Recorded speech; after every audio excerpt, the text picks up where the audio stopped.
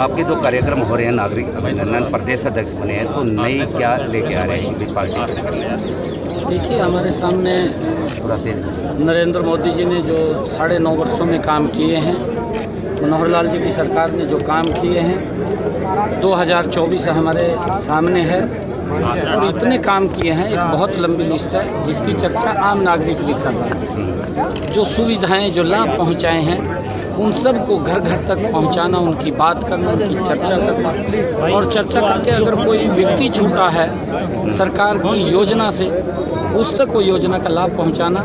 इतने विकास के कार्य किए हैं नरेंद्र मोदी जी ने, जो विकास कार्यों की कल्पना से परे की बातें हैं, जो आज तक इतने नहीं हुए। मेरा देश एक नई तस्वीर बनाने का काम नरेंद्र मोदी जी ने इन 9.5 वर्षों के अंदर किया है। उन सब बातों को लेकर के हम कार्यकर्ताओं के बीच में, और आज जो ये नागरिक अभिनंदन के अंदर चरखी दादरी के लोगों ने जो सम्मान, जो प्यार दिया है, मैं उससे अभिभूत हूँ। मैं पूरे चरखी दादरी का दिल से धन्यवाद करता हूँ, उनको प्रणाम करता हूँ। अपील भी मैंने आज किया है सभी कार्यकर्ताओं के बीच में, चरखी दादरी के आवाम के लोगों के बीच में, कि 2024 के अंदर 10 की 10 लोकसभा की सीटें यहाँ से जितवा करके नरेंद्र मोदी जी को तीसरी बार प्रधानमंत्री बनाने का हम काम करेंगे। और हरियाणा के अंदर डबल इंजन की सरकार मनोहर लाल जी के नेतृत्व में बनाने का काम करेंगे। मनोहर लाल जी ने गुड गवर्नेंस के अंदर वो ज़बरदस्त काम किए हैं कि जिनका कोई तोड़ नहीं है, जिसको देश के अन्य राज्य भी फॉलो कर रहे हैं और फॉलो करके उसको अपने राज्य के अंदर लागू करने का काम कर रहे हैं। उसका उदाहरण भी हमारे सामने आया कि पराली प्रबंधन के अंदर आदरणीय मुख्यमंत्री जी ने जो काम किया है, उसका जो माननीय सर्वोच्च न्यायालय ने फैसला दिया है, ऑर्डर दिया है और अपने नज़दीक के राज्य को नसीहत दी है कि आप हरियाणा से सीखिए, जो पराली प्रबंधन के अंदर उन्होंने काम किया है। और उसको लेकर के, क्योंकि मनोहर लाल जी की सरकार चाहे बिना पर्ची के, बिना खर्ची के युवाओं को रोजगार देने की बात है, चाहे BPL कार्ड बनाने की बात है, चाहे आयुष्मान के कार्ड के साथ चिर आयु को जोड़ने की बात है, तो आदरणीय मुख्यमंत्री जी जो केंद्र की योजना आती है, उस योजना के अंदर इजाफा करके उसको बढ़ा करके लोगों तक पहुंचाने का काम मनोहर लाल जी की सरकार कर रही है। इन सब बातों को लेकर के हम लोगों के बीच में जा कर के 2024 में ये डबल इंजन की सरकार बने और नरेंद्र मोदी जी और मनोहर लाल जी के नेतृत्व में ये बने, इसके लिए हम लगातार लोगों को नई जिम्मेदारी बनी है कि आगामी अपना संगठन कब तक तैयार कर पाओगे? देखिए, संगठन का समय पूरा हो गया है अभी तो, क्योंकि मेरे से जो हमारी पार्टी की एक टीम है उनसे मैंने बैठना है। अभी तो मैं लोगों के आशीर्वाद लेने के लिए ज़िला ज़िला के अंदर जा रहा हूँ। मेरे पास आज ये 17वां ज़िला है, 3-4 ज़िले और शेष बचे हैं और उनके अंदर भी जल्दी जा कर के उसके बाद जो भी दिशा निर्देश होंगे, क्योंकि हमारे सभी कार्यकर्ता सभी मजबूत हैं, मजबूती से काम कर रहे हैं, क्योंकि पार्टी का एक ये दायित्व होता है, उस दायित्व का निर्वहन हम मिलकर के जन के साथ करते हैं और जैसा भी दिशा निर्देश होगा उसके अंदर काम करेंगे। अभी तो कोई ऐसा विषय मेरे सामने नहीं। संगठन कब तक तैयार हो जाएगा? मैंने कहा है कि अभी उसके ऊपर अभी कोई विचार चर्चा नहीं हुई है और जब चर्चा होगी तो आपको जरूर बताएंगे। क्योंकि अभी आप स्टेज से कह रहे थे कि प्रदेश के सभी 10 की 10 सीटों पर हम चुनाव लड़ेंगे, क्या गठबंधन को लेकर कोई संशय है? नहीं, देखिए, नहीं, गठबंधन को लेकर के संशय नहीं है। गठबंधन हमारा चुनाव के बाद का हुआ है और केंद्रीय नेतृत्व जो भी फैसला देगा वो हमारे सर माथे है, क्योंकि मैं पार्टी का अध्यक्ष हूँ। पार्टी के अध्यक्ष होने के नाते हमने 10 की 10 लोकसभा की सीटें जीतनी है। जैसा भी केंद्र का दिशा निर्देश होगा उसको फॉलो करेंगे, परंतु हमने सीटें तो 10 जीतनी है। हमने कमल का फूल खिलाना है, नरेंद्र मोदी जी को तीसरी बार प्रधानमंत्री बनाना है और लोगों के अंदर नरेंद्र मोदी जी के प्रति एक बड़ी श्रद्धा है। श्रद्धा काम किए हैं और काम किए हैं। परेशान है जनता के काम नहीं हो रहे, आप कह रहे हैं कमल खिलाएंगे, कैसे खिला पाएंगे जनता? किसके काम नहीं हो रहे बताइए, किसके काम नहीं हो रहे? चाहे आप रजिस्ट्रियों की बात कर लीजिए, चाहे किसी तरह के काम कर लीजिए, देखिए, रोडों की बात कर लीजिए, बिजली की बात कर लीजिए, हर जगह लोग परेशान हैं। 24 घंटे बिजली देने का काम मनोहर लाल जी ने किया। योजना बनाई, हमारा गांव जगमग गांव योजना बनी। कांग्रेस के समय तो मेरे ख्याल से जब से हरियाणा बना है तब से जब भी किसी दल की सरकार रहती थी तो वो ये बात बोलते थे 24 घंटे बिजली देंगे। आज तक किसी ने 24 घंटे बिजली नहीं दी। मनोहर लाल जी ने 24 घंटे बिजली दी।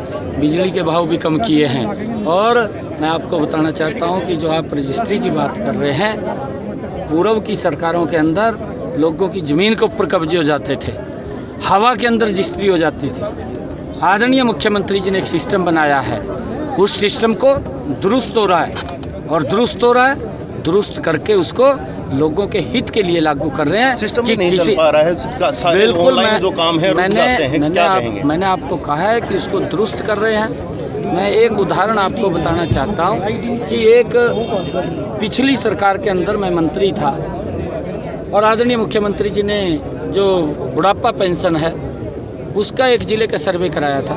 उस सर्वे के अंदर हर महीने एक ज़िले का कराया था, 4 करोड़ रुपया ये नहीं पता लग रहा था किसकी जेब में जा रहा है, वो चुनना लग रहा था सरकार। हरियाणा उसको ऑनलाइन किया, जब उसको ऑनलाइन किया तो उसके अंदर किसी के आधार कार्ड में कमी थी, किसी के बैंक खाते के अंदर नाम गलत था, उसके कारण बुजुर्गों को दिक्कत आई। विपक्ष ने उसका दुष्प्रचार किया और दुष्प्रचार किया कि ये तो पेंशन बंद कर रहे हैं, परंतु मनोहर लाल जी ने पेंशन उसको दुरुस्त करके आज बुजुर्गों के खाते के अंदर डायरेक्ट पैसा पहुंच रहा है। एक भी बुजुर्ग हरियाणा के अंदर ये नहीं बोलता कि मुझे पेंशन नहीं मिल रही, उसके खाते के अंदर जाती है।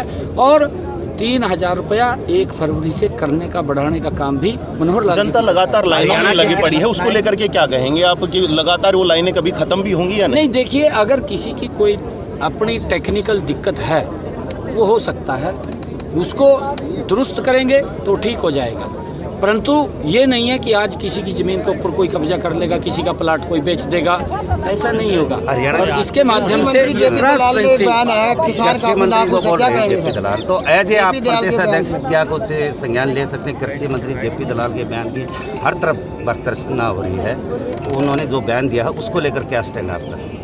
नहीं, देखिए, क्योंकि उसका अपना मत हो सकता है, उसने अपने तरीके से क्या बात कही है, क्या नहीं कही है, उसको क्या लगा है, क्या नहीं लगा, मुझे उसकी जानकारी नहीं है, परंतु उसका अपना मत है, अपना उसका बयान है, पार्टी से कोई उसका नहीं है। बेटियों को बचाने की बात करते हैं, लेकिन इस तरह के बयान किए जाते हैं, क्या कहें? चुनाव जो हुए उनके 3 दिसंबर को नतीजे आने वाले हैं, क्या कुछ रहने वाला है? आप देखना, 5 राज्यों में कमल का फूल खिलेगा। नरेंद्र मोदी जी की नीतियाँ हैं, नरेंद्र मोदी जी जो काम कर रहे हैं उसका परिणाम है कि लोग कमल का फूल खिलाएं। कांग्रेस पार्टी में गुटबाजी की बात करते हैं, बीजेपी में आने, जबकि बीजेपी में भी गुटबाजी है। कोई गुटबाजी नहीं है, हमारे सभी नेता एक मुट्ठी के अंदर हैं, सभी एकजुटता से काम कर रहे हैं। कांग्रेस के अंदर तो मंच पे नहीं बैठ सकते 2 नेता इकट्ठे, जुत्तम प्लेट हो जाता है जनता के सामने, ऐसी स्थिति है। और हमारे पास तो मजबूत संगठन है। कांग्रेस झूठ की राजनीति करती है, आजकल वो गारंटी देते फिर रहे हैं कि हमें वोट दीजिए, हम ये गारंटी देंगे, हमें वोट दीजिए, हमें ये गारंटी देंगे। अरे, युवाओं का विश्वास उठ चुका था कांग्रेस सरकार के ऊपर से कि नौकरी पढ़ने से नहीं, नौकरी तो चक्कर काटने से मिलेगी, परंतु ये विश्वास अगर किसी ने कायम किया, ये मनोहर लाल जी ने कायम किया कि नौकरी पढ़ने से मिलेगी, ये चक्कर काटने से। सर दादरी के जो बीजेपी के कार्यकर्ता और कुछ पदाधिकारी पूर्व मंत्री सतपाल से नजदीकियां बढ़ा रहे हैं, क्या कारण है सर? क्या बढ़ा रहे हैं? नजदीकियां बढ़ा रहे हैं सतपाल सांगवान से। एक मिनट जी, एक मिनट रुक जाओ जी, आपके खुद के कार्यकर्ता भी उनके साथ फोटो में नजर आ रहे थे और कुछ पदाधिकारी भी आ सकते हैं बीजेपी पार्टी। देखिए, अपने सांगवान साहब तो यहाँ आए थे मंच के ऊपर, नहीं, सतपाल सांगवान पूर्व मंत्री। नहीं, देखिए, क्योंकि ये भारतीय जनता पार्टी है, भारतीय जनता पार्टी के अंदर सभी के लिए दरवाजे खुले हैं, कोई व्यक्ति आ सकता है। अभी मैं देख रहा हूँ कांग्रेस के बहुत सारे कई बड़े नेता, वरिष्ठ नेता भारतीय जनता पार्टी आने में उनकी रुचि है, लाइन में है, और ऐसे सब लोगों को जल्दी ही आपके होते हुए दादरी के अंदर पहली बार एमएलए का, पहले तो हमारे मुख्यमंत्री का 40 साल पहले जैसी हुई थी और आज 40 साल पहले थैंक यू, धन्यवाद। एमएलए को इमेज नहीं दिया।